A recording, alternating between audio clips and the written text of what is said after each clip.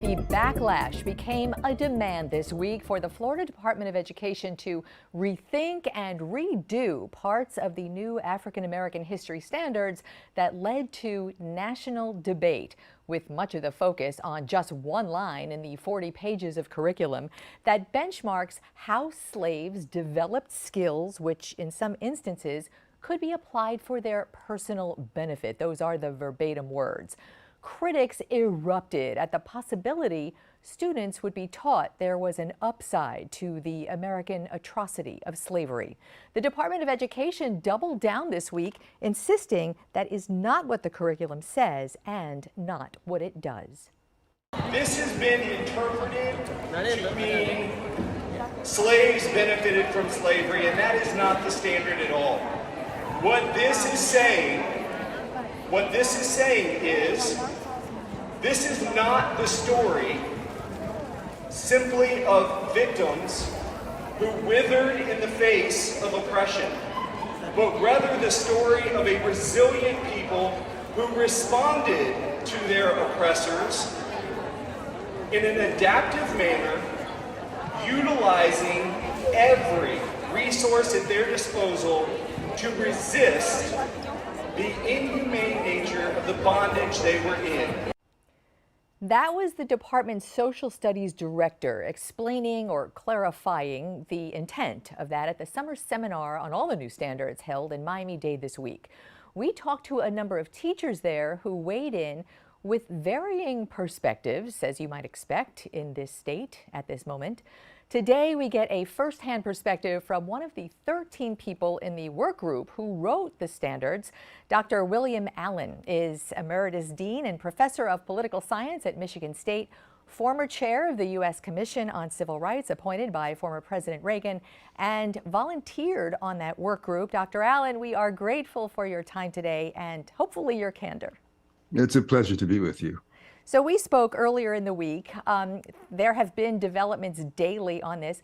And as an African American man and as someone so involved in the civil rights arena, how do you hear this backlash from people who are genuinely perceiving this to be an affront and are galled by the fact that students might be learning this? That is an honest perception.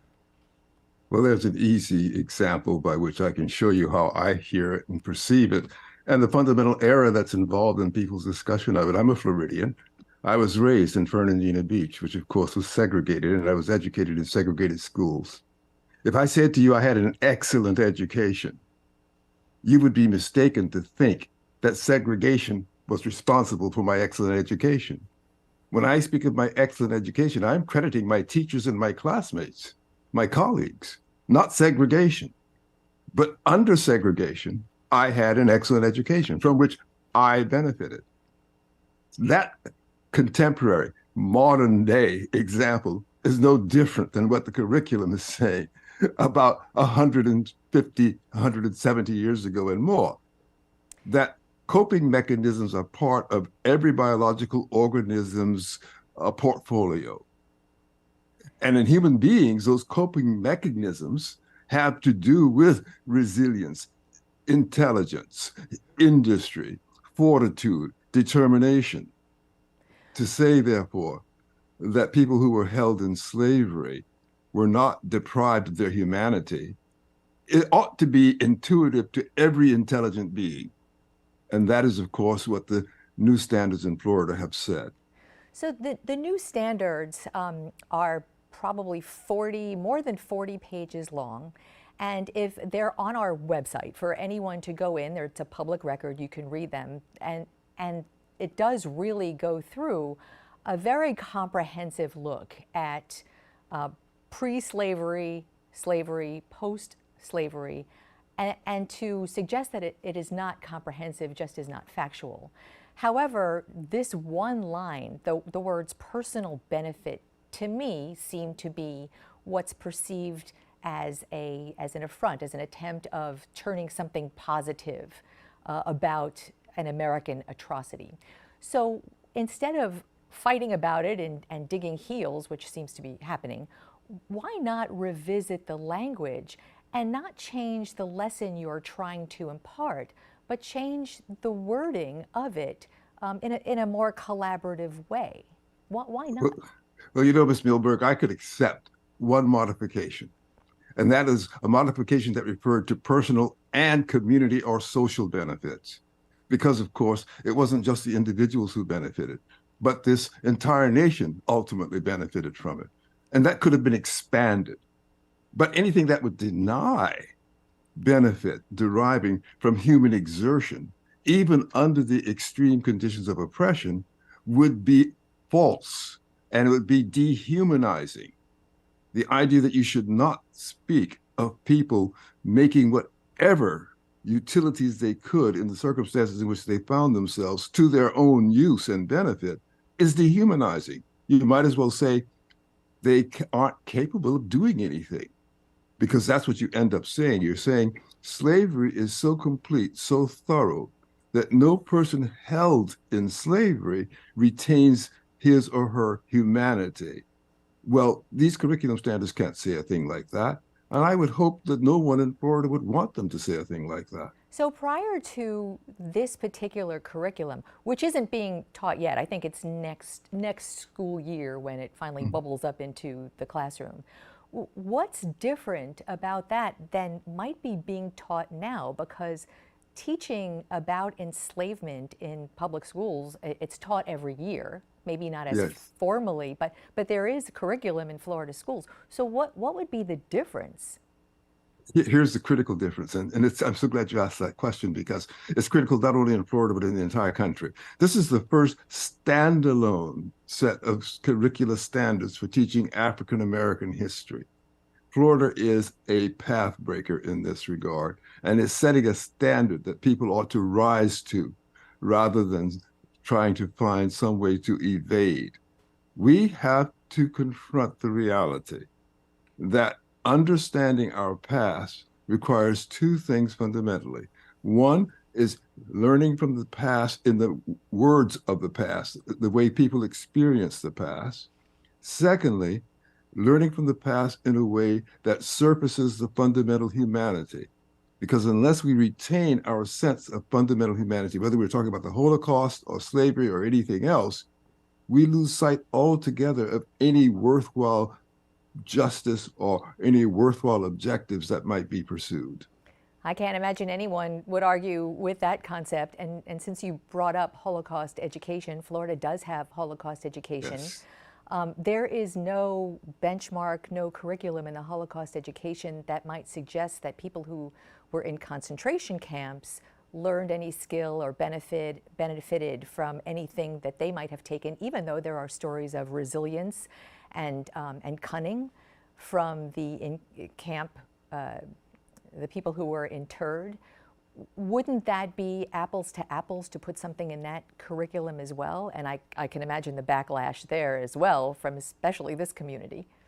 Well, I don't have any problem with saying, yes, those stories are legion, and it is there. It may not be in the standards that were crafted for that curriculum in Florida, but it's present throughout discussions of the Holocaust. It's present in the National Holocaust Museum. The point is that people are always burdened to emphasize the extent to which human beings retain their humanity. And to retain their humanity is to insist that they find, in whatever the circumstances are, any opportunity they can exploit to their advantage. The word advantage, the word benefit, there's no difference between those words. So this is important. Yeah. I'm sorry, I don't mean to interrupt. No, you go. Please go right ahead. So this is in the political arena and isn't everything in our day and time. Yeah. In Florida, especially, we're a very divided state at a very divided time, and it seems just in our reporting this week that conservative thinkers are very supportive of this curriculum and behind it vocally, and more liberal thinkers are behind this backlash, and many take it very personally and individually. Why do you think this is such a political issue now? There was a report in Reuters just in the last couple of days, which I would call your attention to, which suggests deliberate exploitation of the issue and deliberate distortion. and points to not just Vice President Harris, but an entire operation at the campaign level for the coming election that has fastened upon this as a wedge issue that can be used to divide and to stir up the base. Now, I don't know if that's true. I'm citing to you a Reuters report. The politics is of no interest or concern to me, frankly, but I understand as a political scientist and someone with some experience in these matters that politicians sometimes do things not on the basis of principle, but on the basis of momentary perceived advantage. And I think you're speaking about something that's happening, we've seen on both sides of that aisle. Dr. Allen, if you sit with us for a couple of minutes, we have to take a quick break. I'd love some more time with you, and we come right back.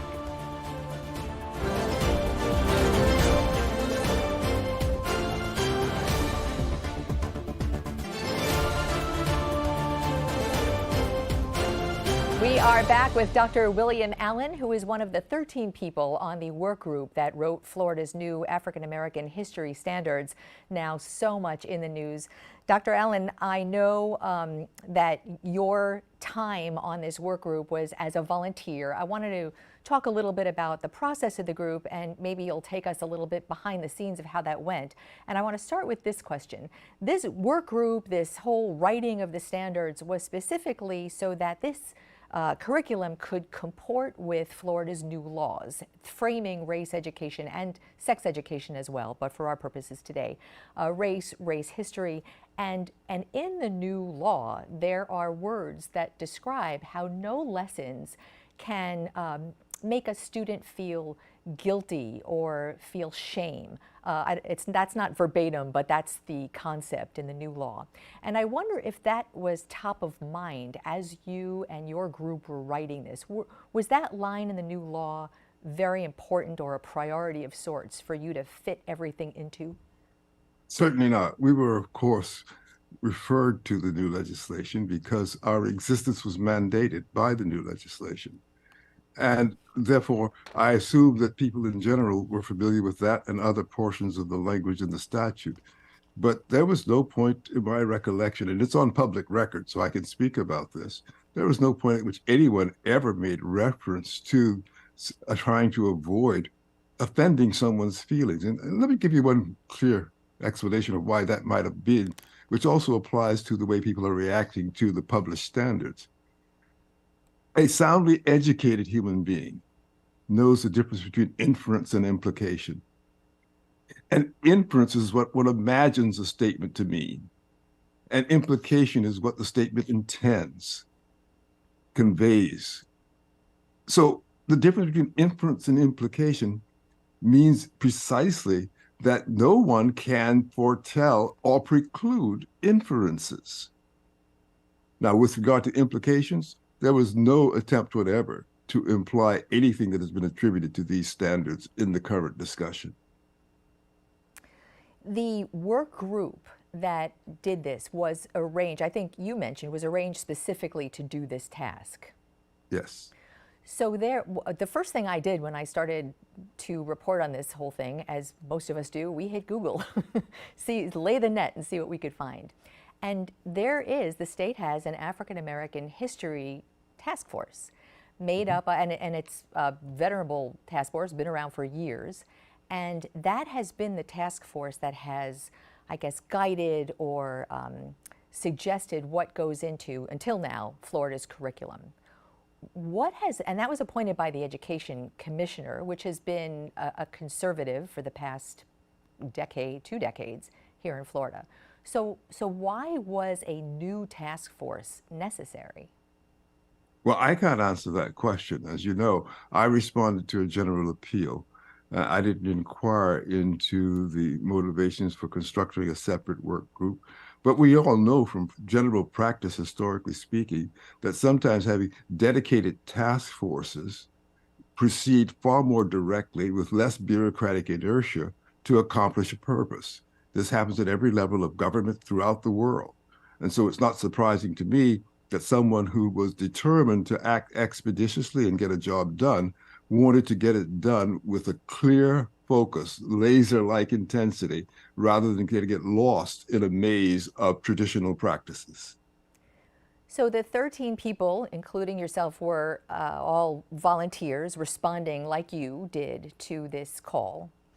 John Dubell, who is the Department of Education's Social Studies Director, we met with him this week. He was at the seminar locally presenting the curriculum to teachers.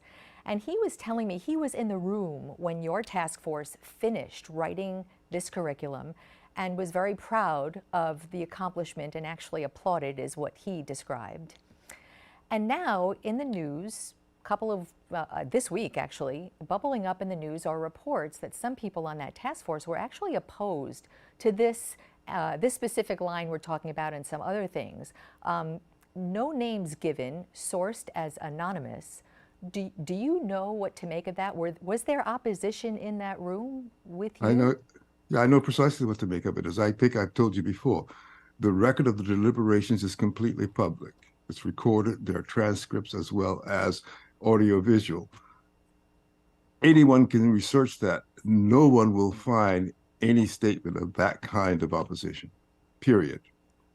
So on your task force, this was unanimous? It was consensual. It was consensual. We deliberated in a collaborative fashion. We reached consensual agreement.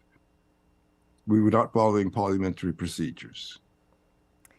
The Civil Rights Organization, U.S. Civil Rights Commission that you chaired a few decades ago, is an organization focused on inequality, history of inequality, and inequality in real time. Give us your opinion, your expert analysis. Are we experiencing inequality still in the United States in real time? Well, let me say first, the function of the Civil Rights Commission is to appraise the enforcement of civil rights laws and to make recommendations to strengthen them where needed. So its mandate is not simply to give opinions about inequality or equality. There will always be inequalities among human beings for one obvious reason. Human beings are differently endowed. The endowments are God-given with respect to our fundamental rights, and those are the same for everyone. But with respect to our particular talents or characteristics, they are diverse. And we expect to see that diversity everywhere. So we do not focus at the Civil Rights Commission, at least in my time, and I don't think they're doing it today, on the question of inequality as an abstraction. What we do care about is the imposition of inequality artificially. That is the unequal enforcement of the laws. And there it is absolutely critical that the Commission and all other such agencies work with eagle-eyed intensity to root out artificial inequalities. Dr. William Allen, I know you upended your own schedule to be with us today. I am deeply grateful for that and appreciate your time. You are most welcome. I didn't get to finish my worship service this morning, but I was sufficiently inspired. I think someone will be looking down on you favorably. Thank you. Thank you so much.